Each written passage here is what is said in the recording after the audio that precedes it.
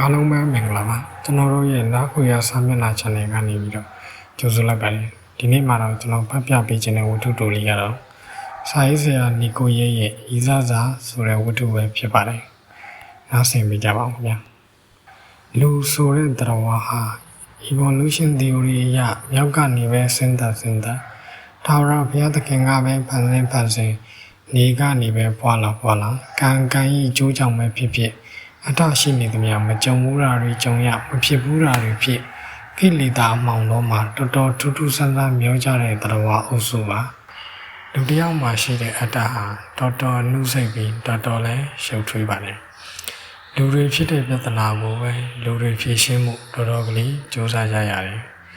ကျွန်တော်တို့ရုံးခန်းကလေးမှာဒီတစ်ခါဖြစ်တဲ့ပြဿနာကဖြေရှင်းမရခင်တော်တော်ကလေးရှုပ်ထွေးပါတယ်ရှင်းလေရှုပ်လေဆိုတာမျိုးပါပြဿနာအစကိုဒေါ်မြတောင်းဆိုတဲ့မိမကြီးကပဲစပြောမှရမယ်ဒေါ်မြတောင်းဆိုတာကျွန်တော်တို့ရက်ကွက်ကနေနိုင်စားနိုင်ပရမလူဒန်းစားလို့ခေါ်နိုင်တဲ့အမျိုးသမီးတစ်ယောက်ပါသူခင်မုန်းကဌာနဆိုင်ရာတစ်ခုမှရရှိငယ်လုပ်တယ်သူ့မှာကလေး3ယောက်ကြီးမကလေးက9တန်းငယ်ကောင်လေး2ယောက်က6တန်းနဲ့9တန်းပါသူကရက်ကွက်ရှိဘက်ဘူရာနာမှာစတိုးဆိုင်လေးတစ်ခုလည်းဖွင့်ထားတယ်ပစ္စည်းစုံတဲ့သူစတိုးဆိုင်လေးကတော်တော်ရောင်းကောင်းပါတယ်ငွေတိုးကလေးပါလေးလည်းပြီးလီတော့ပူရောင်းကောင်းတာပေါ့ယောက်ျားကဝင်လာသားသမီးတွေကကြောင်းတက်တော့သူကလည်းစတိုးဆိုင်ကလေးရှိနေတော့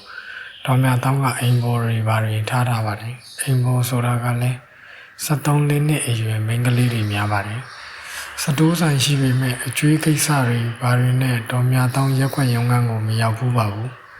သူရောက်တဲ့ပြဿနာကတော့အိမ်ပေါ်ကိစ္စနဲ့တစ်ကြိမ်နှစ်ကြိမ်ရောက်ဘူးတာပါ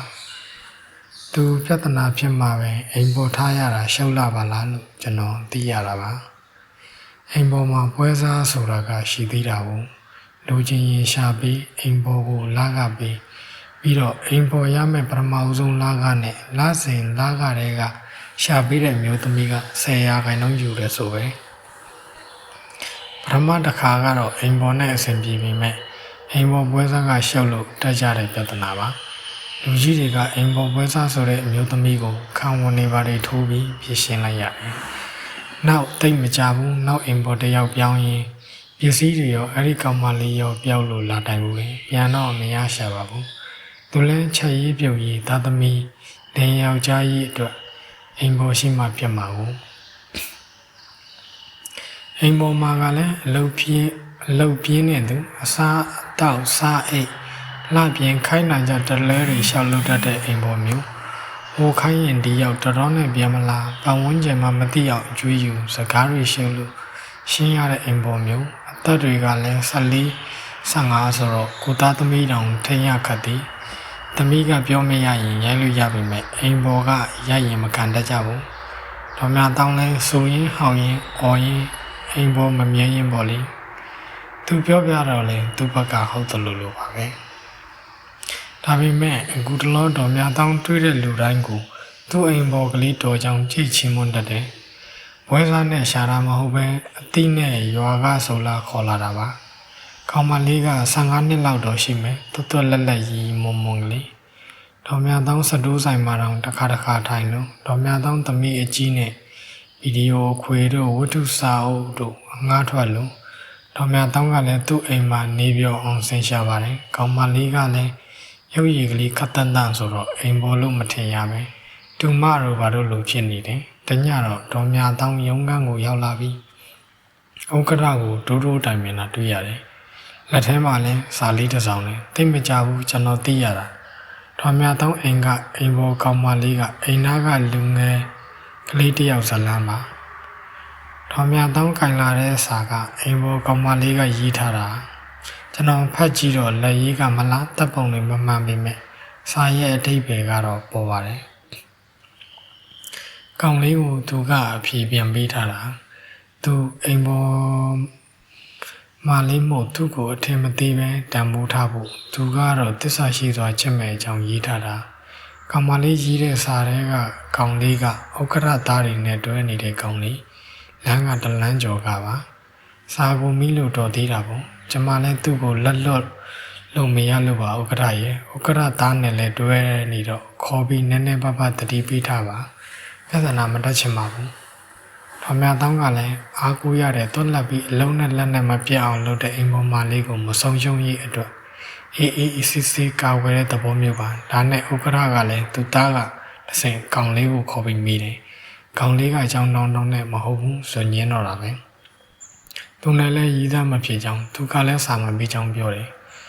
ကောင်လေးက10တန်းကျောင်းသားလေးပါဥက္ကဋ္ဌရောကျွန်တော်တို့ရောကောင်လေးရှက်ပြီးညင်းတယ်လို့ပဲယူဆကြတယ်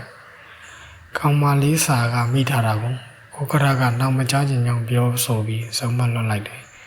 ထိတ်မကြပါဘူးကောင်လေးအမေရီရောအမရီရောရုံးခန်းရောက်လာပြီးမကြည်မနှက်ပြောကြတယ်သူတို့သားကိုမေးပြီးကြောင်းမဟုတ်ကြောင်းသူတို့သားမောင်ကအိမ်ပေါ်ကိုမမှန်ကြောင်းတန်ကြဲနဲ့ရင်လာတွေ့ကြတယ်ပြဿနာတက်ပြီးဆိုတော့တော်များတောင်းကိုခေါ်စာကိုပြရတယ်ဒါနဲ့ကောင်လေးကမဟုတ်ဘူးလို့ဆိုညင်းတယ်သူ့အမေကတော့ကံပြီးတစ်ချက်နှစ်ချက်ချတယ်အိမ်ပေါ်ကိုသူသားကစိတ်မဝင်စားကြောင်းရင်းရင်တီးတီးပြောတော့တော်များတောင်းနေတော့မှရုံငန်းထဲမှာစကားတွေများကြသေးတယ်နောက်ဆုံးလူကြီးတွေကရှင်းကြရပါတယ်ပြဿနာတစ်ခုအေးသွားတော့နောက်နေ့ကောင်မလေးကိုနေမြဲတိုင်းသွားမြဲတိုင်းပြန်တွေ့ရတယ်သိမကြပါဘူး15ရက်လောက်နေတော့တော်များတောင်းရှူးရှူးရှက်ရှက်နဲ့ရုံငန်းရောက်လာပြန်ပါတယ်အိမ်ပေါ်မှာလေးမသိကိစ္စပဲအိမ်ပေါ်မှာကလေးကိုလည်းရိုက်ခဲ့တယ်လို့ပြောတယ်ဒီတစ်ခါမိတဲ့စာကပထမကောင်လေးနဲ့မဟုတ်တော့ဘူးရက်ွက်တဲ့ကခက်တီကောင်လေးတစ်ယောက်နဲ့စာကိုဖတ်ကြည့်တော့ချိန်တွေ့တာတွေရောသူဒီအိမ်မှာနေရတာမပြောတာတွေရော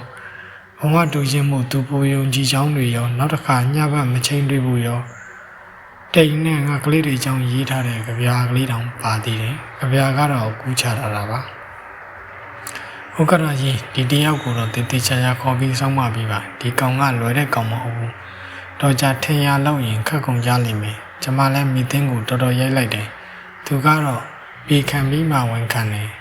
ကောင်လေးကိုခေါ်ပြီးပြီးတော့ထုံးစံအတိုင်းညင်းပြန်တယ်သူမတိချောင်းသူချိန်လည်းမတွေ့ချောင်းကိုတိုင်တယ်တစ်ခါနှစ်ခါသာစာဘူးကြောင့်ဝန်ခံရှာတယ်တော်များတောင်းကတော့မရဘူးသူ့လက်ထဲမှာစားနေဘူးဒီမဲ့နင်တို့လူကြီးတွေမသိအောင်ဂျိတ်လောက်ကြလုံမိတော့မဟုတ်ဘူးညင်းကြနဲ့ငါတို့ကယူမဟုတ်ဘူးဟဲ့သွားစမ်းမိချောင်းအောင်မိသိန်းကိုခေါ်လာခဲ့မိသိန်းရောက်လာတော့လူကြီးတွေကမေးကြတယ်မိသိန်းငိုပဲငိုနေတယ်ဘာမှမပြောဘူးဟဲ့ကောင်မလေးနင့်ကငါဘယ်တော့ကရေးစားစားပေးလို့လဲနင်နဲ့ငါဘယ်မှချိန်မတွေ့ဘူးငါတီလည်းမတီးဘူးကောင်လေးကဒေါသတကြီးပြောတော့မိသိန်းမျက်လုံးဝမ်းကြီးနဲ့ကြည့်ပြီးငိုပါတယ်ကျွန်တော်တို့လည်းတော်တော်စဉ်းစားရကြသွားတယ်ဒါနဲ့ကျွန်တော်ကောင်မလေးကိုခေါ်ပြီး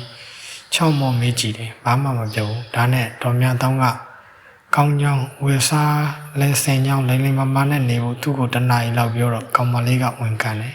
သူလိမ့်ပါပါမယ်တဲ့မင်းတို့အရွယ်ကတော့စိတ်ကစားကြတာပဲဒါပေမဲ့မင်းအရွယ်မရောက်သေးဘူးဘဝမှာတည်စရာတွေအများကြီးကြံသေးတယ်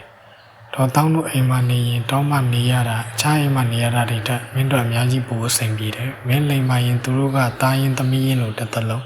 ထားကြမှာမင်းသူတို့အိမ်မှာနေရတာဘာအခက်အခဲရှိလို့လဲကိုတို့ကိုပြောမင်းမပြောရင်အကိုပြောပေးမယ်ဟုတ်လားလူကြီးစကားကိုနားထောင်စားသဖြင့်ဆုံးမတော့ကောင်မလေးတအေးနဲ့ငိုရင်ဂရုတွေပေးတယ်တော်များတောင်းကိုလည်းကြော့တယ်ဒီတော့လဲပြည်လဲသွားကြပြန်ရောနောက်တစ်လားကြာတော့ခြားကိစ္စတွေနဲ့ကျွန်တော်မိသိန်းကိစ္စကိုမိသွားတယ်သူတို့လည်းရုံးကမရောက်တော့ပြည်လဲပြီပေါ့တညက်နေရုံးကဖွင့်တော့ဒေါ်တောင်းရဲ့သမီးကလေးမိချောရုံးကကိုရောက်လာတယ်ကျွန်တော်ကိုချောင်းကြည့်ပြီးပြန်ထွက်သွားတာနဲ့ကျွန်တော်လှမ်းခေါ်ရတယ်ရုံးကမှဘယ်သူမှမရောက်ကြသေးဘူးဟဲ့မိချောဘာကိစ္စတော့သူ့ကိုရှာတာလဲမိချောကဘာမှမပြောဘူးကျွန်တော်ကိုပြုံးဆဆနဲ့ကြည့်တယ်မိသိန်းရောအဆင်ပြေသွားပြီလားကျွန်တော်မိတန်ကြတော့ကောင်မလေးကမေ့ပြပြီးပြန်ထွက်ပြေးသွားတယ်ကျွန်တော်တော်တော်ကြောင်ပြီးကြံခဲ့တယ်ဘာသဘောလဲဆိုတာဘလုံးမစဉ်းစားမရဘူးရုံးကလူဆောင်မှပဲဖြေကပေါ်တော့တယ်ဒီတစ်ခါလဲမိသိန်းစာမိတာပဲမိတဲ့လူကတော်တော်ကိုကောင်းစားသွားတယ်မိတဲ့လူကကျွန်တော်ဖြစ်နေတာကိုချစ်ရတဲ့ကိုရဲ့စရေးလေးတဲ့ငါတော့စိတ်ညစ်ပါတယ်ဟဲ့လောက်ပါအောင်စရေးလေးရဲ့ဖတ်ကြည့်ပါအောင်နည်းနည်းတကယ်ကြိုက်နေတာလားနည်းနည်းဆိုရင်တော့ကျွန်တော်လယ်မျိုးမှာလုံးကြီးကျက်လာပါတယ်ရဲကျင်တာထက်ရှက်တာကပုံများမဲ့တင်ပါတယ်ဟုတ်ကဲ့တို့လည်းပြုံးဆဆလောက်နေကြတယ်ကဲဘလို့တော့မောင်ဖုံးဆိုတဲ့သဘောကျွန်တော်ဖတ်ကြည့်တော့သူ့ကိုဆုံးမတဲ့အတွက်ကျေးဇူးတင်ကြောင်း ကျွန်တော်သူ့ကိုတနာပြီးချစ်တယ်ဆိုတာယုံကြောင်းသူ့အချစ်ကိုလည်းယုံစေချင်ကြောင်းကျွန်တော်ပြောသလိုသူเจ้าမြတ်တက်ပြီးပညာတတ်ဖြစ်အောင်လုပ်မိဖြစ်ကြောင်းသူကြောင့်ကျွန်တော်ရှမ်းမရစေချင်ကြောင်းကျွန်တော်နန်းတော်သူရင်ခုံငါကြောင်းတော်မှာပါလိုက်သေးတယ်အောက်ဆုံးကမောင်စိန်ဝင်းပရိကုံရဲ့တသက်တလွာတရွာဆိုတဲ့ကြပြကိုပြောင်းပြန်စောက်ထိုးပြီးကြီးထားတယ်ကျွန်တော်လည်းရှေးကလူတွေလိုပဲအရေတဝက်အတီတဝက်နဲ့ညင်းရတယ်ဒီစာကိုဘယ်ကရတာလဲဆိုတော့ကြောင်အိမ်ပေါ်ကားတဲ့ရင်စာတွေတုန်းကလည်းဒီလိုပဲလက်တန်းပေါ်ကတော့ပကံစံပေါ်ကရတာပါဆိုတော့သိလိုက်တယ်ဒီတော့မှမိသင်းဟာဝတ္ထုတွေဖတ်ပြီးသူ့စိတ်ထဲမှာရှိသမျှလူတွေနဲ့ရည်စားဖြစ်ဟန်စိတ်ကူးတွေရင်စာတွေရင်းပြီးလူကြီးတွေတွေ့နိုင်မယ့်နေရာမှာချထားတာလို့ခံမှန်းမိပါတယ်ပြောပြလိုက်တော့အားလုံးကလက်ခံပေမဲ့စိတ်ရှင်းအောင်မိသင်းကိုခေါ်ပြီးအော်လိုက်6လိုက်နဲ့မိတော့မှဟုတ်တယ်လို့ငိုရင်းဝင်ကန်တယ်လူဘူဖတ်မောရောပဲမိသင်းကိုလည်းနားလဲစာနာစိတ်နဲ့ခံစားပြီးမပြောရတော့ဘူးနောက်ဒါမျိုးလို့ရင်ရဲစခန်းပို့ရမယ်လို့6ရတယ်ဟုတ်တယ်လीတော့ကြသူသားတစ်ခုခုဖြစ်ပြီးချေရတဲ့ကိုရဲ့ဆရီးလေးရဲ့ဆိုရင်ပြဿနာကရှင်းလို့ဆုံးတော့မှာမဟုတ်ဘူးကျွန်တော်ကိစ္စကြီးရှာမှပဲနာမည်ကြီးသွားတယ်ရှေးကလူတွေလည်းလွတ်ကြကြွကြတယ်ပေါ့ကျွန်တော်ရက်ွက်တဲ့တော့လို့စတိုးဆိုင်သားရောက်ရင်မိသင်းကပုံနေတတ်ပါတယ်ရက်ွက်တဲ့ကခင်တဲ့လူတွေကတော့ဆရီးကလေးကောင်မလေးကိုပြောချင်နေတာလားလို့စားကြတယ်ကျွန်တော်အခုတော့မိသင်းဘာတွေဖြစ်နေလဲဆိုတာမသိပါဘူးမိသင်းဟာဒီထက်စာများဖတ်ခဲ့ရင်ဒီထက်များပိုပြီးစိတ်ကူးရင်တည်းရင်စာရေးဆရာမဖြစ်လာမလားလို့တော့